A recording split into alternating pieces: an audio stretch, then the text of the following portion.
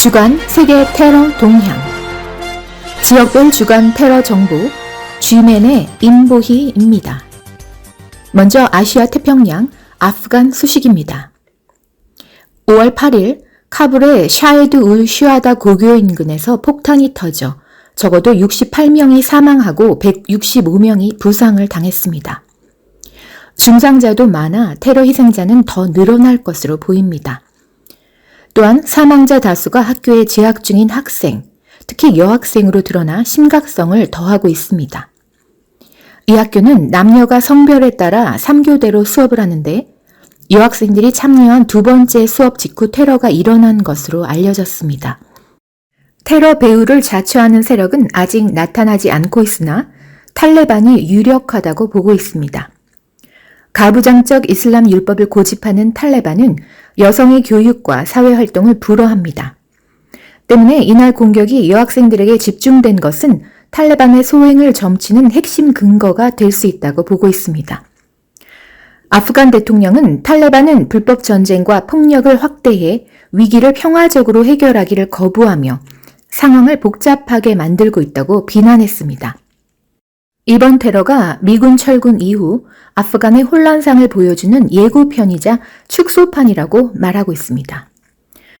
이는 미군 철수 공백을 틈타 탈레반의 군사적 공격과 그로 인한 정치적 혼란이 심화되는 시나리오가 가동되기 시작했다는 의미입니다. 다음은 파키스탄 소식입니다. 5월 6일 북서부 북와지리스탄주 거주 지역에서 파키스탄 보안군 3명과 반군 테러부대 2명이 충돌해 사망했습니다. 군의 내부에 따르면 보안군이 북부 와지리스탄에 테러부대가 나타났다는 첩보를 받고 출동했으며 작전 중에 충돌, 사망자가 나왔다고 전했습니다. 반군 측은 테러부대원 2명, 정부군은 장교 1명과 병사 2명이 전사했습니다.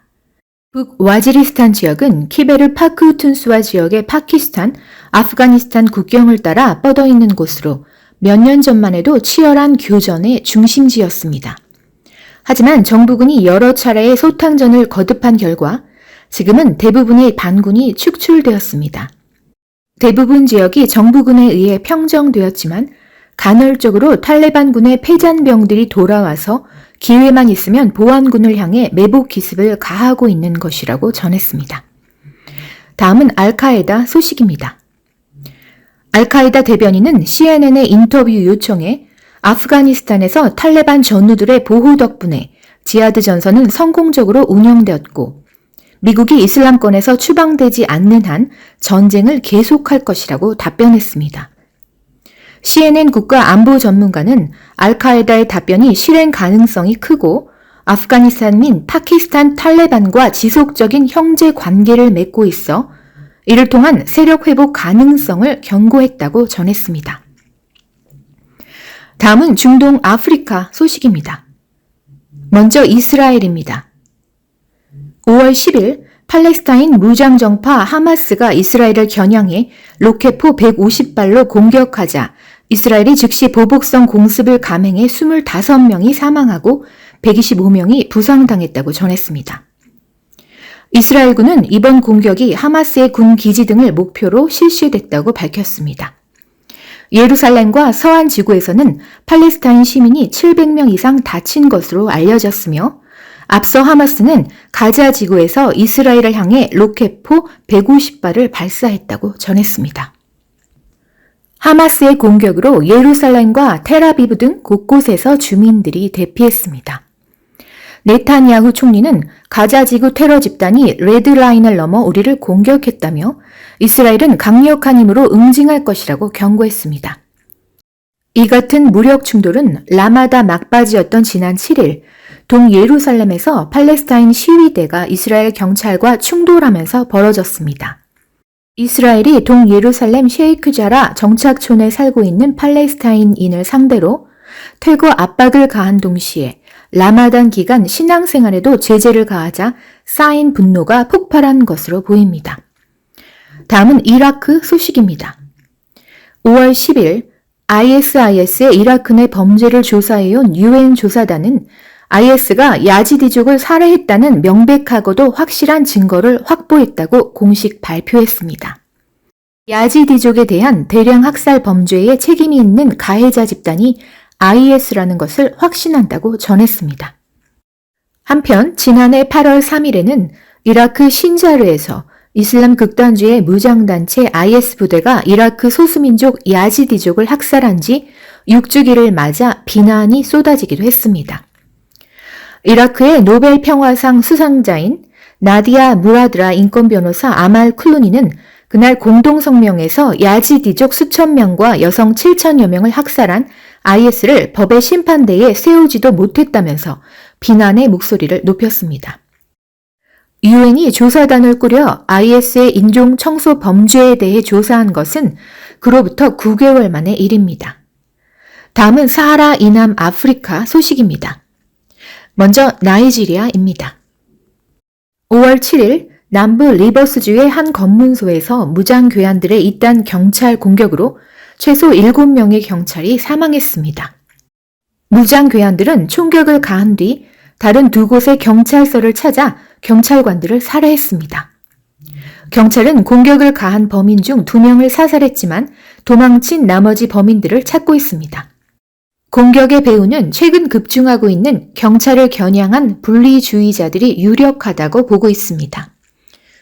리버스주에서는 최근 몇 주 동안 많은 경찰과 군인들이 무장괴한들의 공격을 받아 사망하면서 야간 통행 금지령이 내려졌습니다.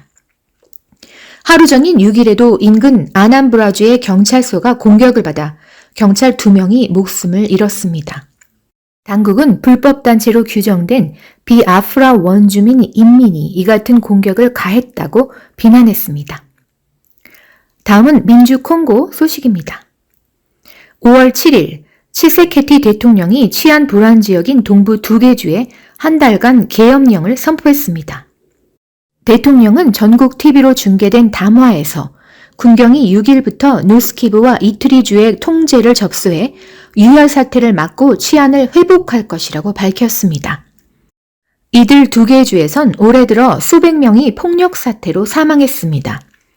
이어서 2개 주의 주민들에게 군 당국과 협조를 요청하면서 폭력을 자행하는 이들과 어떤 공모도 하지 말 것을 당부했습니다.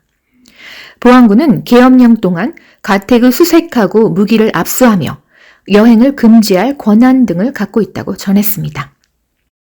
우간다, 루안다, 부룬디와 접경한 민주 콩고 동부는 1990년대 내전에 시달렸고 2003년 평화협정에도 불구하고 120개의 무장단체들이 충돌하고 있다고 유엔이 전했습니다. 이번 계엄령을 일각에선 군의 권한 남용 가능성을 우려하기도 했다고 전했습니다. 다음은 부룬디 소식입니다. 5월 9일 무람비아주 무람비아에서는 무장괴한이 시내 외곽의 시내버스 등 민간 차량 4대를 매복 공격하여 최소 12명을 살해하고 5명이 부상당했다고 전했습니다. 사상자 수가 증가할 것으로 보고 있으나 그 사건에 대한 배후를 주장하는 단체는 아직 없습니다. 당국은 이번 사건을 통해 앞으로 며칠 동안 피해 지역에 대한 보안이 강화될 것으로 보인다고 전했습니다. 다음은 아메리카 소식입니다. 먼저 콜롬비아 소식입니다. 5월 5일 수도 보고타를 비롯해 전국적으로 시위가 일주일째 이어졌고 정부는 이를 무력으로 진압해 최소 31명이 사망하고 87명이 행방불명됐으며 부상자는 1220명에 달한다고 전했습니다. 경찰은 이들 시위대에 최루가스와 성광탄을 쏘며 시민과 격렬히 충돌했고 소총 반자동 기관총을 시위대에 발사했다고 주장했습니다. 4일에는 시위대가 보고타에서 파출소 25곳을 공격했고 버스 정류장도 수십 곳이 파괴됐다고 전했습니다. 일부 여당 의원은 이반 두케 대통령에게 계엄령을 선포하라고 요구하기도 했습니다. 대규모 시위에 정부가 세계 개편안을 포기했지만 시위는 멈추지 않고 시위대의 규탄과 분노가 코로나19 대유행으로 악화한 빈곤과 인권 탄압, 빈부격차로 확대되는 모양새입니다. 세제 개편안에 항의하는 시위가 지난달 28일부터 전국 주요 도시에서 이어지고 있습니다. 다음은 브라질 소식입니다. 5월 6일 남동부 리우데자네이루 시내 빈민가에서 경찰과 마약 조직 간의 격렬한 총격전이 벌어져 경찰관 1명과 마약 조직원 14명이 사망했고 4명이 총상을 입었습니다. 경찰은 이날 리우 북부 빈민가를 거점으로 활동하는 마약 조직 단속 작전을 진행 중이었습니다. 이곳은 가장 규모가 큰 마약 조직인 코만드 베르멜류의 근거지로 알려졌으며 마약 조직원들이 곳곳에 바리게이트를 설치해 경찰의 접근이 쉽지 않은 곳입니다. 경찰 관계자는 마약 조직이 어린이와 청소년 인신매매, 살인, 강도, 납치 등에 연루된 정황을 잡고 단속에 나섰다고 말했습니다.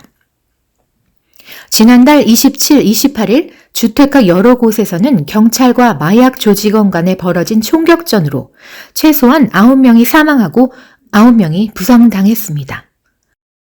이 총격전으로 3곳의 보건소가 문을 닫고 직원들이 긴급 대피하여 코로나 백신 접종도 일시 중단된 상태입니다. 다음은 유럽 러시아 소식입니다. 5월 11일 중부 타타르스탄 공화국 수도 카잔의 제175번 김나지움 초중고 통합학교에 무장괴한이 난입해 학생과 교사를 상대로 무차별 총격을 가했습니다. 이날 총격 사건으로 7명의 학생과 여교사 1명을 포함해 8명이 사망하고 18명이 부상했으며 부상자 가운데 6명은 중퇴라고 전했습니다. 사건 당시 학교에는 700여 명의 학생과 70여 명의 교사와 직원들이 있었습니다. 현장에 출동한 보안요원에 체포된 용의자는 이 학교 졸업생인 19세의 청년으로 알려졌습니다. 그는 범행 전 텔레그램 채널에 자신의 계획에 대한 메시지를 올렸다고 보도했습니다. 사건 이후 카잔시 전역에는 대테러 작전령이 내려졌고 중대 범죄 조사를 담당하는 연방수사위원회가 사건 조사에 착수했습니다. 푸틴 대통령은 급히 모스크바로 돌아와 관계 당국에 민간인의 소지를 허가하는 총기 종류에 대한 법령을 새로이 마련하라고 지시했습니다. 러시아 일부에서는 전투용으로 이용되는 총기가 사냥용 총으로 허가되고 있습니다. 마지막으로 EU 소식입니다. EU 안보연구소는 ISIS가 라마단 기간과 하절기에 철도와 고속도로에 테러 공격을 시도할 것이라고 밝혔습니다. 특히 미성년자들의 온라인 이용 시간이 길어지는 상황을 악용하여 SNS 등으로 극단주의 테러리즘을 전파, 주입해 전투원으로 활용할 가능성을 경고했다고 전했습니다. 지금까지 주간 세계 테러 동향 G맨의 인보이였습니다. 한 주간도 평안하세요.